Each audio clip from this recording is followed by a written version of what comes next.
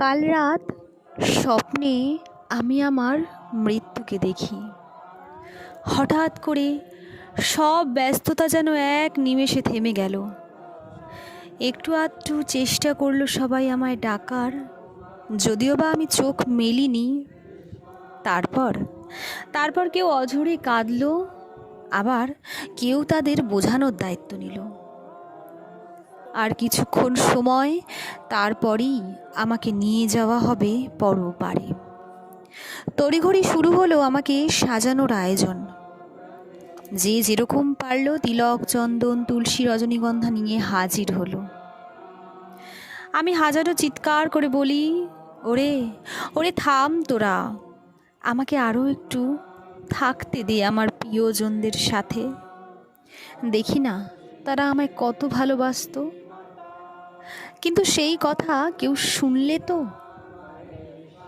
দরজার বাইরে দিয়ে কেউ জোরে বলল, 4 ঘন্টার অনেক বেশি হয়ে গেছে, এবার নিয়ে যাওয়ার ব্যবস্থা শুরু করা হোক। নামাবলিটা গায়ে দে তোরা, চল তাড়াতাড়ি নিয়ে শ্মশানে। যাদেরকে এত বুঝিয়েছিলাম হরে কৃষ্ণ মহামন্ত্র পাঠ করার কথা দিন রাত, কেউ শোনেনি। আজ তারাই বলছে, বলো হরি হরি বল। শুনে একটু হাসিও পেল মনে মনে। একফালি হেসে তারপর দেখি কিছু লোক চুপচাপ হয়ে দেখছে নীরবে আমার দিকে তাকিয়ে। আবার কিছু লোক ফিসফিস করে কি যেন বলছে। আবার কিছু লোক নিজের হাসিটা লুকানোর চেষ্টা করছে অন্য দিকে তাকিয়ে। আবার কিছু লোক আমার বাড়ির লোকগুলোকে দোষ দেওয়ার জন্য দোষ খুঁজছে। যখন আমার নিথর দেহটা চুল্লিতে ঢুকছে, তখন একজন এসে আমার হাতটা ধরল। আমি আমি তাকিয়ে দেখি অবাক হয়ে দৃষ্টিতে, একভাবে সে কে কে সে আমার হাতটা ধরল। দেখলাম সে আর অন্য কেউ নয়, সে আমার পরম প্রিয় ভগবান শ্রীকৃষ্ণ ছিল।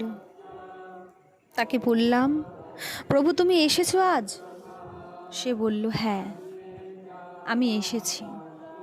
তুমি সারা দিনে রাতে যে দুবার আমার নাম জপ করেছো, আমাকে স্মরণ করেছো, তার ঋণ ফেরত দিতে আমি এসেছি আজ। কি চাও তুমি বলো এই মুহূর্তে আমার কাছে। আমি তখন ভাবলাম, সারা জীবন এত পরিশ্রম করেছি গাধার মতো, যাদের জন্য এত ব্যস্ত ছিলাম, নিজেকে এত কষ্ট করে বিলিয়ে দিয়েছিলাম যাদের জন্য, আজ তারাই এসেছে আমাকে শ্মশানে ছাড়তে। আর যার নাম আমি দিনে 2 বার মাত্র নিয়েছিলাম, আজ সে এসেছে আমাকে নতুন জীবন দিতে।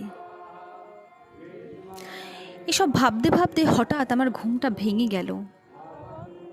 তখন ঘড়ির কোণায় বাজে ওই 3:45 মতো।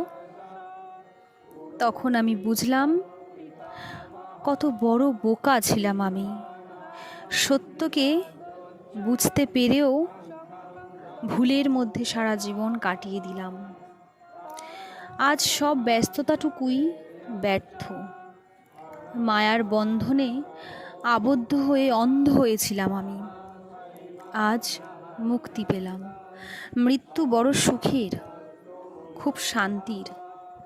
যদি করো কর্ম ভালো, মৃত্যু বড়ই শান্তির। মাধব